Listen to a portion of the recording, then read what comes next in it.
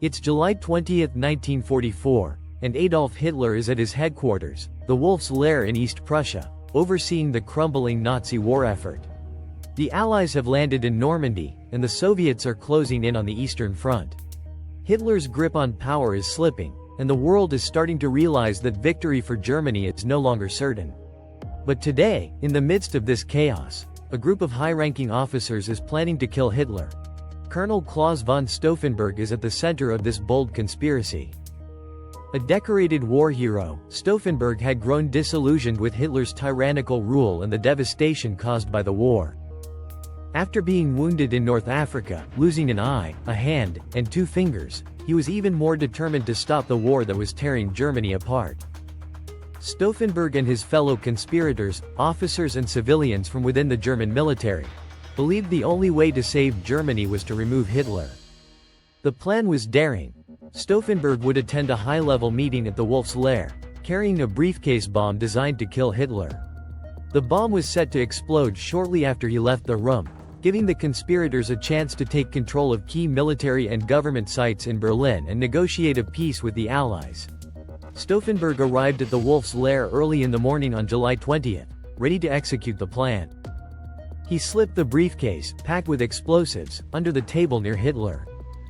After the meeting began, he excused himself and left the room, assuming the bomb would soon detonate, killing Hitler and giving his team the opportunity to seize power. But things quickly went wrong. As Stauffenberg exited, one of the officers in the room inadvertently moved the briefcase. The bomb still went off, but the explosion wasn't as powerful as intended. Hitler survived, protected by the heavy wooden table. Several people were injured, but Hitler emerged unscathed. Believing the mission had succeeded, Stauffenberg rushed back to Berlin to initiate the next phase of the plan.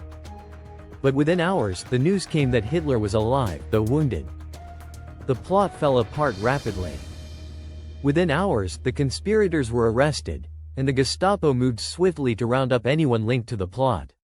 Stauffenberg and the others were arrested, tortured, and executed by firing squad that same night. Thousands of innocent people were implicated, and the Nazi regime strengthened its hold on power. Despite the failure of the assassination, the plot left a lasting legacy. It revealed that not all Germans were loyal to Hitler. There was a resistance movement within the very heart of the Nazi regime. Stauffenberg and his company conspirators had risked everything, knowing that if they didn't act, Germany would be doomed. In the years after the failed assassination, Stauffenberg was remembered as a hero, a symbol of bravery and honor in the face of tyranny.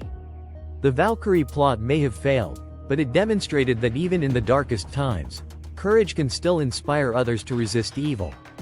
The story of July 20, 1944, serves as a powerful reminder that even the smallest acts of resistance can leave an impact on history.